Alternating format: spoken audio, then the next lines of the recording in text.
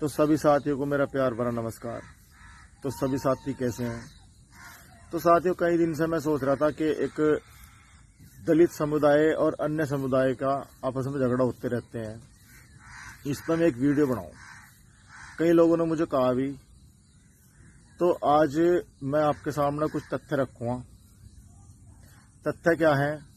जैसे एससी समाज का किसी दूसरे समुदाय से झगड़ा हो गया, झगड़ा हल्का फुल्का, गाली गप्ताड़ हुई इधर से और उधर से भी गाली गप्ताड़ हुई, तो मामला छोटा मोटा मामला है। आप लोगों को बैठ के गांव में पंचायत में फैसले कर लेने चाहिए। और अगर वो तो सबको पता, रिपोर्ट थाने से रिपोर्ट दर्ज नहीं होती, हमेशा न्यायालय से ही रिपोर्ट दर्ज होती है। सभी मामलों में ऐसा है। अगर आपने मुकदमा कर दिया, रिपोर्ट दर्ज करवा दी, उसके बाद में आप 10 लोगों को बिठा के 10 लोगों के दबाव में आकर फैसला कर रहे हैं। बात सच्ची है, कड़वी भी है। अगर आप फैसला कर रहे हैं तो फैसले में आप क्या कहोगे?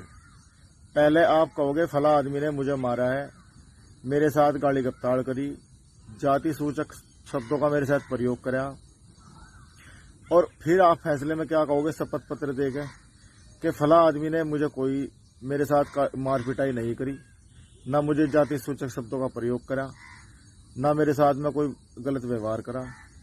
वो आप शपथ पत्र दे रहे हो न्यायालय में। वो न्यायालय में शपथ पत्र जो आप दे रहे हो, या तो वो गलत है, या उसके बाद में आप गलत हैं, या न्यायालय गलत है। 3 चीजों में से एक आदमी गलत जरूर होगा। दूसरी बात, ये ब्रह्मास्त्र है, एससी एक्ट वाकई ब्रह्मास्त्र है। अगर आपको फैसला ही करना है तो पहले आप फैसला कर लो। अगर आप एससी एक्ट का मुकदमा लिखवाने के बाद में आप फैसला कर रहे हो किसी के दबाव में आकर, तो वो फैसला सुन लो, उसके फैसले के असर और साइड इफेक्ट क्या होंगे। वो जो शपथ पत्र आपने दिया है कि मेरे साथ में ऐसी कोई मार पिटाई, ऐसी कोई घटना नहीं हुई, तो इस तरह का वो शपथ पत्र दोगे आप न्यायालय में। वो शपथ पत्र न्यायालय में जमा होगा, वो शासन को भी जाएगा, वो कोर्ट में जमा होगा। कोर्ट में जमा करने के बाद उसके आंकड़े बनेंगे। आंकड़े बनने के बाद वो कहीं ना कहीं एससी एक्ट को कमजोर करेगा। उसमें क्या होगा कि फला आदमी ने पहले रिपोर्ट लिखवाई, उसके बाद में इसने फिर फैसला करा, और ये मामला झूठा था। तो जो लोग कहते हैं कि झूठे मामले एससी एक्ट के लिखवा के उगाई करी जा रही, वो मामले इसी तरह के मामले आते हैं। उनकी भी बात कहीं ना कहीं गलत नहीं है, सही है। या तो आप फैसला करना है आपको, पहले कर लो रिपोर्ट लिखवाने से। अगर आपने कहीं ना कहीं रिपोर्ट लिखवा दी तो ये ब्रह्मास्त्र है। एससी एक्ट बाबा साहब ने जो दिया था, ये ऐसे ही नहीं दिया था। जो लोग सच में पीड़ित हैं उनका क्या होगा? उनकी रिपोर्टें दर्ज इसलिए तो नहीं होती।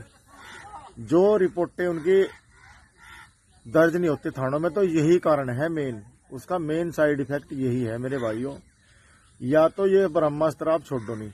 अगर आपने छोड़ दिया तो इसे कोई रोकने वाला दुनिया में पैदा नहीं हुआ।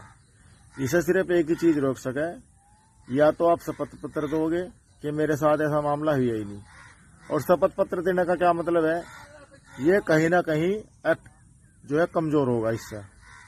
भाई, अगर सीधी सी बात है, अगर आप कोई काम कर रहे हो और काम करने के बाद आपने सोच लिया कि पीछे हटना आप जा, और उसके बाद नुकसान किसका होगा? नुकसान आपका ही होगा। तो ये एक्ट जो कमजोर होगा, जो मजबूर है, दबे कुचले लोग हैं, उनका क्या होगा? उनकी रिपोर्टें नहीं लिखी जाती थानों में। तो भाइयों, अगर आपने ये एक्ट छोड़ दिया, ब्रह्मास्त्र छोड़ दिया, तो फिर टेंशन लेने की जरूरत नहीं है। फिर तो ये पाट देता चलेगा और ये छोड़ने किसी को नहीं। अगर ये हथियार छोड़ने के बाद आप फैसला कर रहे हो, तो ये नुकसान आपको तो पहुंचाओगा ही, ये पूरे समाज को नुकसान पहुंचाएगा। उससे एक्ट कमजोर होगा। तो ये ब्रह्मास्त्र बाबा साहब ने इसलिए नहीं दिया था कि किसी को ऐसे ही छोड़ दोगे किसी का। ब्रह्मास्त्र इसलिए दिया था कि अगर कोई तुम्हारा बुरा करेगा और तुमने छोड़ दिया, तो फिर टेंशन लेने की जरूरत नहीं है। फिर भाइयों पीछे मुड़कर नहीं देखना।